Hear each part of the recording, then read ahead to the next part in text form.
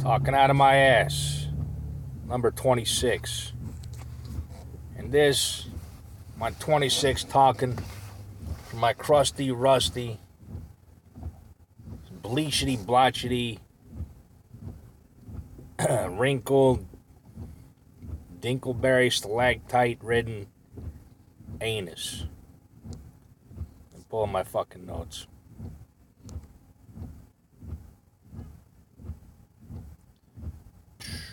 Yeah, you want to get anything out of your life, you gotta take it. Some people get what they want out of life just by asking for it. The other 99.9% of you gotta fucking take what you want out of fucking life. Nobody don't give you shit. You gotta take it. You gotta rip it from someone's hands. I don't know. Whatever that means. You just gotta take it. That's why I kind of hate business. You're always asking people for shit. You're asking customers to buy your shit, asking customers to use your service. You're asking. Gambling, you're taking. You're fucking pretty much quasi fucking robbing somebody when you're gambling. It's either the house or maybe another poker player in front of you or to the left or right of you. But you're pretty much taking their money away from them. That's why I'm not so up on business and shit. You know, just for my own, people just don't like me, you know? The way I look, the way I talk, a very rough way of talking. I look kind of disfigured, you know? Not that pretty looking, I'm not some pretty boy and shit, right? Usually in business, you gotta have that. That's why women do so successful in business, because they're pretty. They're prettier race. Guys want to spend money on fucking looking at some pretty face while they're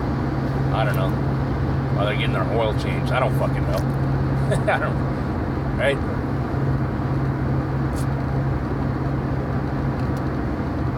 So it goes back to the whole fucking thing. Business wraps around symmetry. Symmetrical faces, pleasing to the eye faces, pleasing to the eye looks, That's what business is wrapped around it.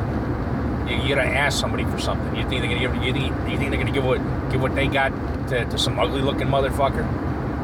Unless you're providing some fucking service they desperately can't fucking do without. I don't know, like programming or taking out their fucking trash or cleaning up a murder scene. I heard about that. Some dude was telling me there's a fucking business wrapped into cleaning up the murder scenes. They just they don't take the bodies. They just clean up all the fucking blood and shit. Because the cops don't want to be doing that shit. So somebody's got to fucking do it. There's your business idea. Unless you have that type of business, the kind of jobs that nobody wants to do, you'll probably be successful. Most of the time, you're just asking for some shit that some other guy can provide you. And you got to convince the customer that your fucking product is better. Usually the customer, all they're worried about is just the cheapest thing to fucking get. That's what pretty much 99.90% of fucking people want. Just cheaper than the other guy.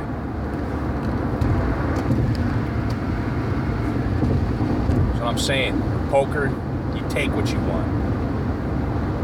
You gotta take what you want out of fucking life. Because life ain't gonna give you shit. Sure, you can get a job, but you still gotta ask somebody for that fucking job. Convince them that you're fucking skilled enough to do the job and make them a profit.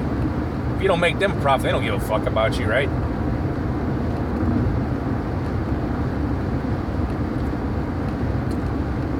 Parking lot theory. I don't know, I noticed this pattern in parking lots.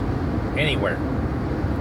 Like the doorway, the entryway, that first line of parking spaces right in front of the doorway, directly in front of the doorway. They're always taken, right? But when you go out to the flanks, when you go out to the sides, they're always kind of empty, And the further you get out to the sides, they're even more empty. Or emptier. So, yeah, there's a kind of pattern. It's like that like I said, that those parking spaces that line up, perpendicular to the front of the store, to that front entryway of the store. It's always filled up, right? Then as you flare out to the sides, there's more parking spaces available. But still, people still try to get in that that lane that's directly perpendicular to the the entryway to the store. Keep going up and down those lanes, even though the parking lot 3 spaces or 3 lanes over is kind of empty. Those parking spaces are kind of empty. Still, they'll try to line up, and try to be perpendicular to the door entryway. I don't know. I guess I'm trying to look for some kind of generalization I can come up with about humanity and their motivation.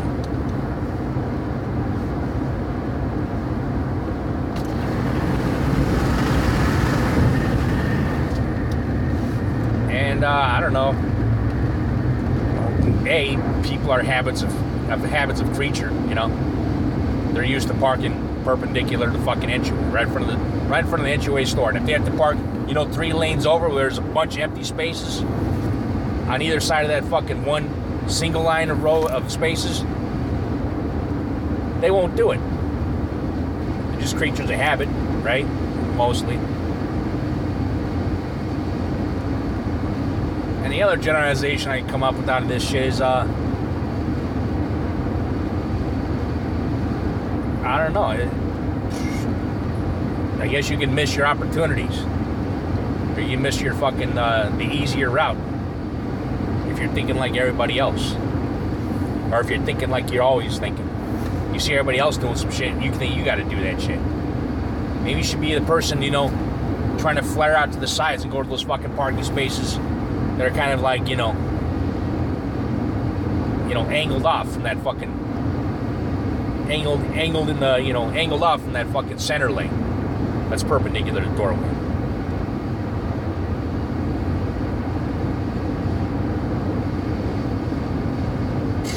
Whatever. It's probably bullshit anyways.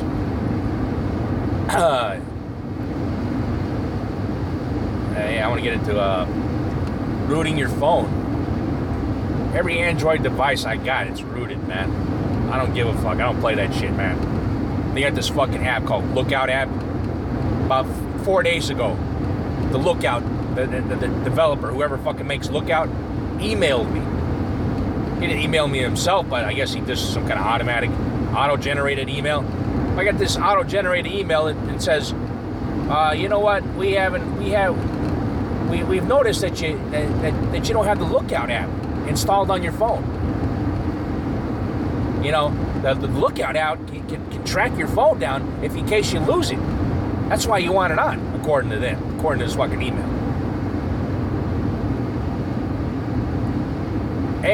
First of all, I don't want you dumbass tracking me, all right, or my phone. If I lose it, I lose it. It was a free phone any ways. B, you big brother cunt. You tell me you tracking me and shit? Yeah, you think I'm not gonna root my phone? You know what I do with that Lookout app? It was a system app, so I couldn't uninstall it, right? I could actually root my phone and then download Titanium Backup. I got the pro version. And I had to put that Lookout app on freeze, which pretty much just uninstalls it, but keeps it in, on the hard drive storage. So yeah, that Lookout app isn't constantly sending out notifications to whatever company or whatever developer's tracking my phone and hence me. Yeah, so fuck yeah, I'm gonna root my phone. Every Android device I got, I'm rooting that thing.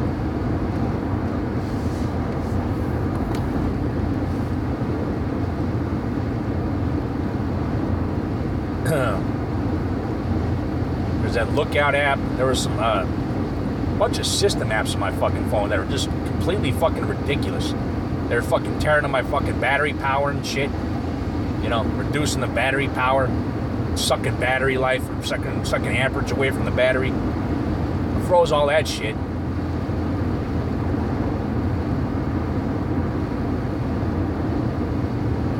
So yeah, they're watching. Big Brother's watching you through that phone. I already know the NSA's doing it, but you know, these fucking developers and shit, they're trying to track you down too.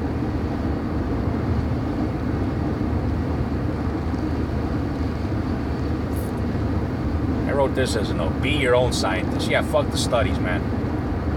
When I wrote that fucking straight training blog, I didn't listen. I read some books, you know, but I assume a lot of people are on steroids. Even Louis Simmons, all his lifters are on juice. They're all on roids. You know, although I get a lot of my some ideas mostly from Louis Simmons and this one book, Practical Approach to Strength Training, or whatever the fuck it was. You know, I got those two books, you know, read them. Read Louis Simmons' website and shit.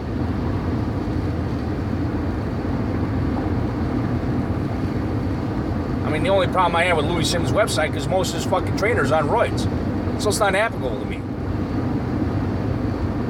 You know, his fucking lifters can get away with a dynamic day, a speed test day, and a fucking heavy lifting day, a max effort day. You can get away with that shit.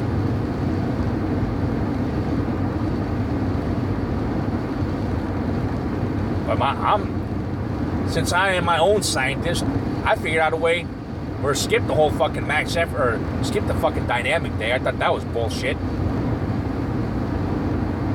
And do fucking accessory movements that equal your fucking lift. Hence the strength equations. Squat equals rack pull plus fucking one-legged leg press plus whatever. Deadlift equals deficit deadlift plus fucking squat plus leg press. You know, that kind of shit. I'm saying you have to do max effort on every time you fucking work out if you're natural. But you got to do it. You know, you got to substitute. Somehow those fucking joints, you can fucking rip them to fucking shreds. You keep doing the same fucking exercise day in, day out, every fucking workout. Hence the accessory movements. You know, the X plus Y plus the Z that equals your fucking lift. Those are the accessory movements.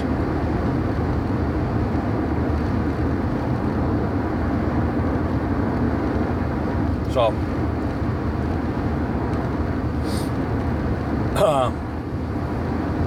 yeah, be your own scientist. Why listen to the fucking studies? Ketogenic diet, same thing. I did ketogenic diet for about 6 months. I lost about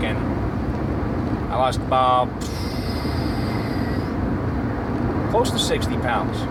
Most of it was water weight. The first 20 pounds was probably water weight. The other fucking whatever, 35, 40 was probably fat. I don't know, my girlfriend said I looked jaundiced, you know, my skin was yellow, you know, which is, I guess, not too good. I don't know what that's indicative of. But you don't want to be looking yellow, you know. Doesn't look too healthy. Kind of looked like a zombie and shit. And I was on a ketogenic diet, I was turning yellow. But, be your own scientist, that's what I'm saying.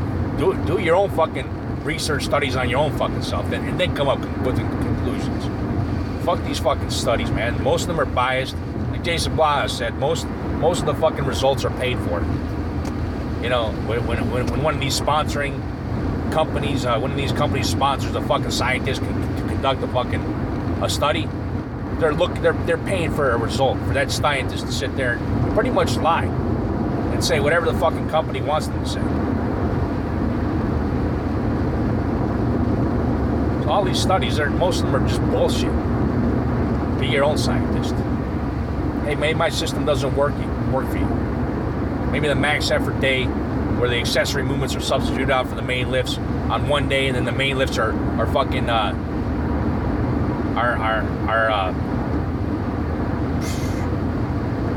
where the main lifts are fucking executed another day. Maybe that doesn't fucking work for you. I don't fucking know. But if I'm working out, I'm doing max effort on every fucking single day. Because I don't take roids, man. I don't take any steroids. That's the whole fucking thing. And it's for one. You do that shit for adaptation. Your body always adapts to whatever fucking stress you put on it. and then tries to sustain some kind of homeostasis, you know, tries to even out. So it'll hit that stress will hit the body reacts, and the body tries to fight for homeostasis. So that's why you constantly got to be switching it up. So my system takes care of two parts. You know, the adaptation, you know, which prevents plateaus. That's why you want to avoid adaptation to whatever fucking exercise because you want to avoid plateaus. So it takes care of the adaptation, my system. A. Then it takes care of fucking injury to the joints.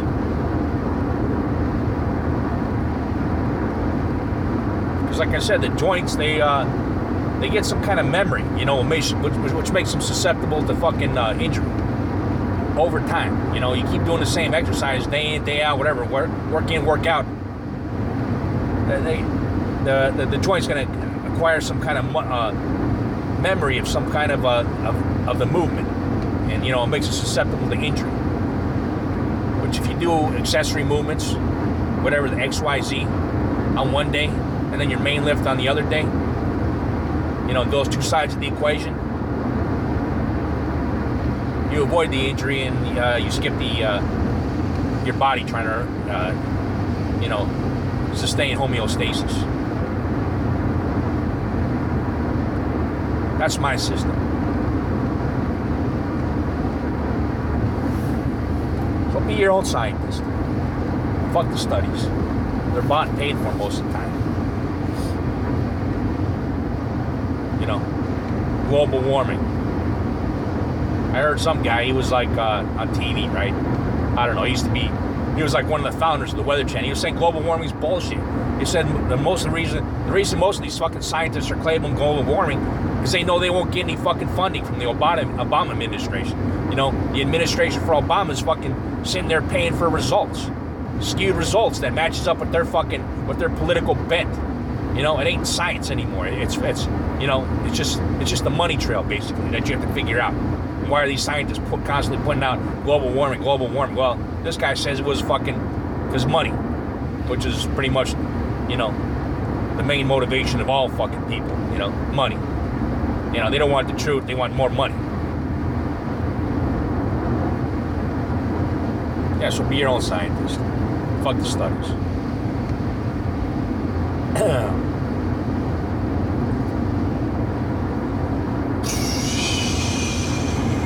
Weight loss plan. Yeah, I'm trying to lose weight. I've lost about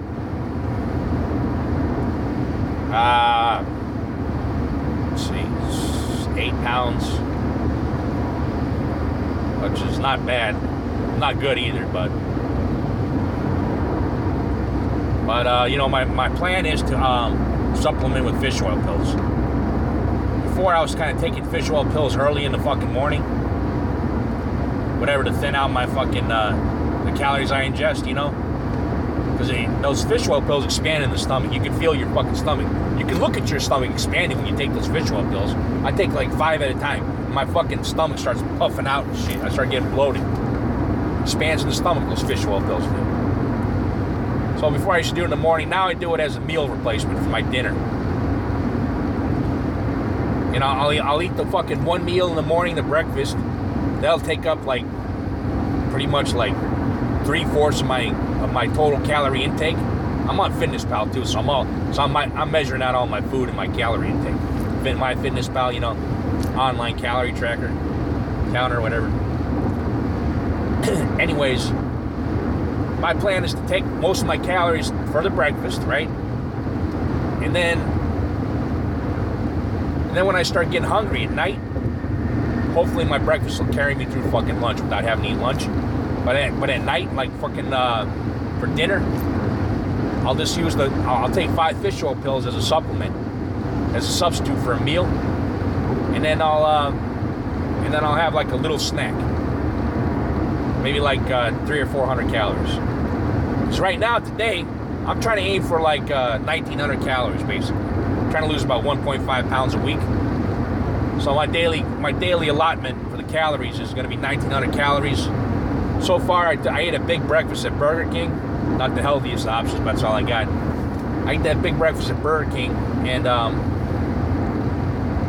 that took up about close to 1,500, and I got about 400 left. Like I said, when I get hungry at night for the dinner, I'm taking 5 fish oil pills, and I'm probably going to do a light snack. Maybe like, I don't fucking know. Maybe an order of hash browns or something. Something real light. Something around 400 calories. Whatever, you get the picture. I don't know why the fish oil pills, I don't know if the fish oil pills like take or control those appetite suppressing hormones.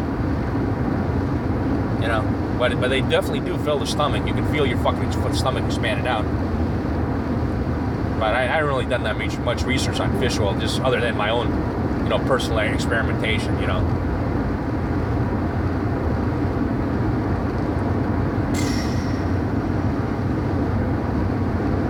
That's the weird thing, the law of diminished returns, or adaptation, When I first started, trying to lose weight with the fish oil pills, like I said, I lost my first 8 pounds or whatever. And now I have to fucking, up the effort. I have to exert more force and more discipline in order for me to lose more weight.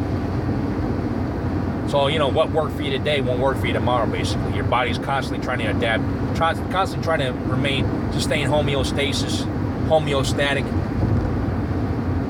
Your body's always on that trip. So you constantly got to be switching things up. Most of the time, that switch up has to constitute you exerting more force or exerting more energy, exerting more thought into that fucking your plan to take your body out of homeostasis.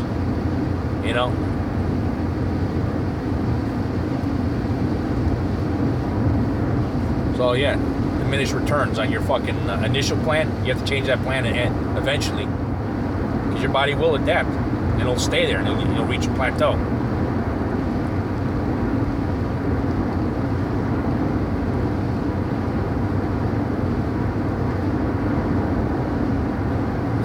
I don't know how much minutes I got. 22.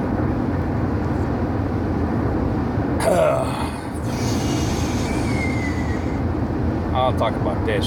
Dragonplay Poker. I don't know if you have the luxury of having like a couple of Android phones. I play Dragonplay Poker on my Android stuff, my Android devices, even on my laptop.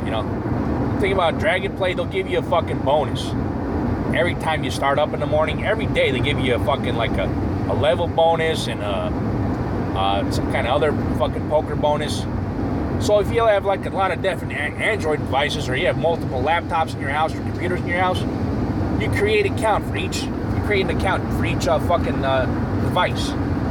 So each device you get a separate bonus from the other ones, from the other devices. So I never buy chips on Dragonplay Poker. If I run out of chips on one device, then I'll fucking go to my other device. I'll get that fucking daily bonus that they give, and I'll run out those fucking chips.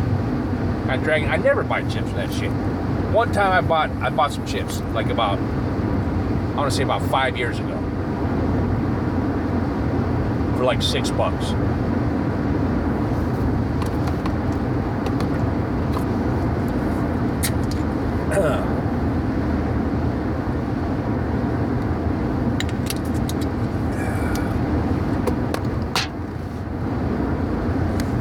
Let's see.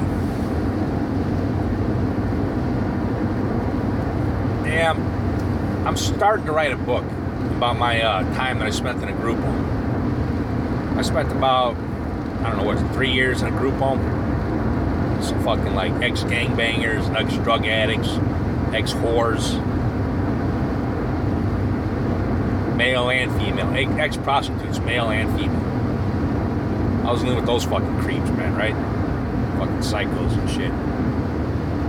Each one of them had their own fucking special set of fucked upness, their own fucking whatever mental disability or mental instabilities.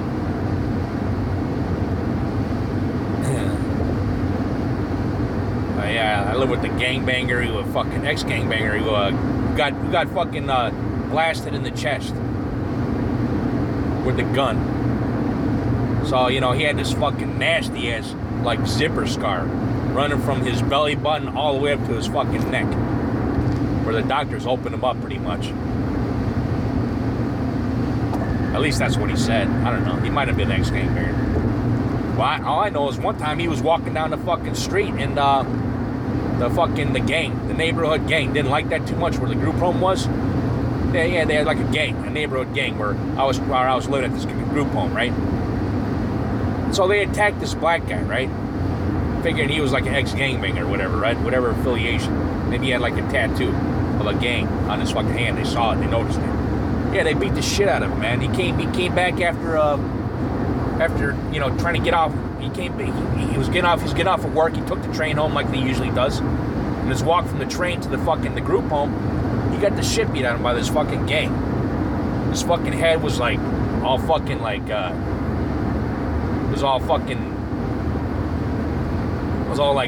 swollen and shit. His lips were like fucking, you know, 3 times as big as what they normally were. His fucking eyes, everything was puffy and shit. He got the shit beat out of him, right? By this fucking gang.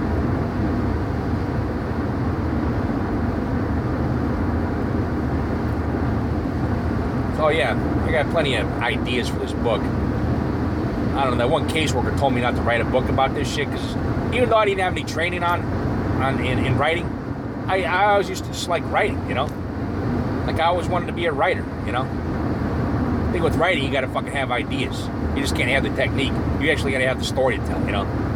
The information, whatever. So, you know, the caseworker told me not to write a book because they kind of knew that I was kind of like a writer. But what I had no intention of getting in that fucking program to write a fucking book, right? But now that I'm kind of down and out on them, you know, down on my fucking luck, you know, I gotta think of some way to, you know, to fucking generate a little bit of income. So I'm gonna write this fucking book. I'm gonna sell it on Amazon. What is that? Self-publishing or whatever the fuck that is. It'll probably be edited horribly because I'll be doing the editing. And you know, I'm not really much of a stickler for details. At least not petty fucking details like, you know, commas and shit. I don't know how long it's gonna take me to write that. I don't know. I'm hoping I can do it quickly. I'm hoping the story just fucking, you know, shit out of my fucking brain like, you know, like running watery diarrhea, you know? Say you're lactose intolerant and you ate some ice cream. I hope it's that kind of fucking shit. You know, that kind of shitting where it's all like watery and shit just shoots out of your ass real quick. You know, just like the big loogie that comes out that pops out of your fucking asshole, like you're spinning. Like your asshole spitting out a big loogie. That's how I want the book to be written. Just as fast as I possibly can. I don't even want to spend that much time writing this shit. But I'm gonna do it like first person, you know. I tried to write this fucking story like another time. Like I tried to do it in third person, but it's coming off like too fucking clinical and shit, you know. It wasn't like there wasn't like a sense of you know, like, there wasn't like an immediateness to it. There wasn't like anything tangible to it. I was trying to be like all fucking sterile with the fucking narrator and shit, not trying to inject my opinion in the whole fucking story. Just trying to be like a sterile, you know, third party, unbiased fucking narrator. But you know, now that I was talking about this fucking group home I used to live in before in one of my podcasts, and I was listening back, and I was like, you know what, this could actually be a good story if I wrote it in first person. You know, like, you know, write in and, you know, I saw this, you know, he did this to me, you know, that kind of first person, you know. So I'm gonna write it in first person, and you know, I think it'll be a hit. It's got a lot of fucked upness. Another thing I don't want a lot of my stories, I don't want no fucking allegories, you know. I'll pretty much be talking about low-income people, you know. Low-income people, you know, minorities, fucking, I don't know what else, but you know, ex-homeless people and shit. I'll pretty much be talking about those people, and, you know, I ain't gonna put no allegories into these stories. I ain't gonna teach you shit. There isn't gonna be any hope that can be derived from this fucking story. The stories are just gonna be what the fuck they are, and they're not gonna try to teach you anything. They're not gonna be didactic in any fucking way.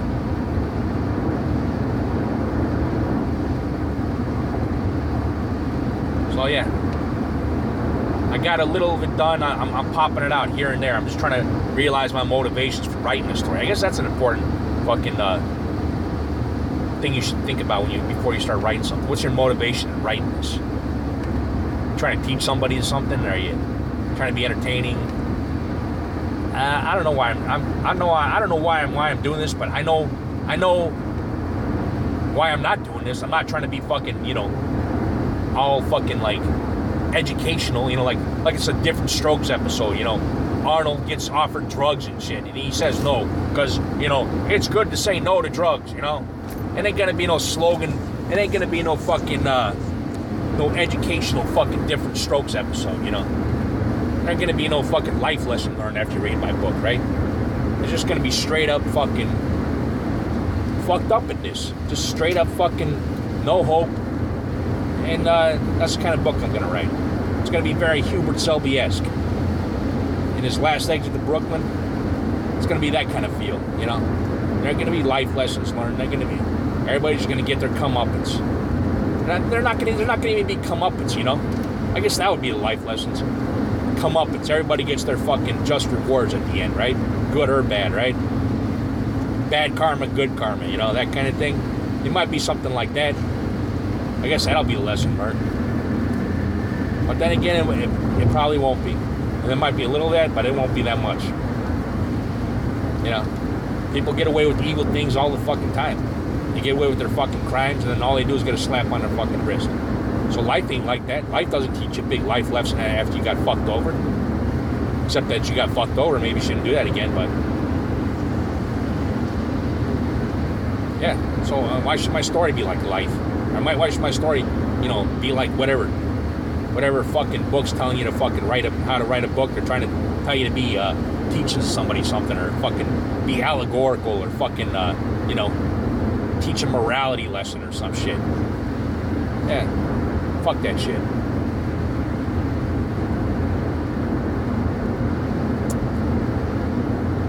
Well, I'm sick of talking. Have a nice one.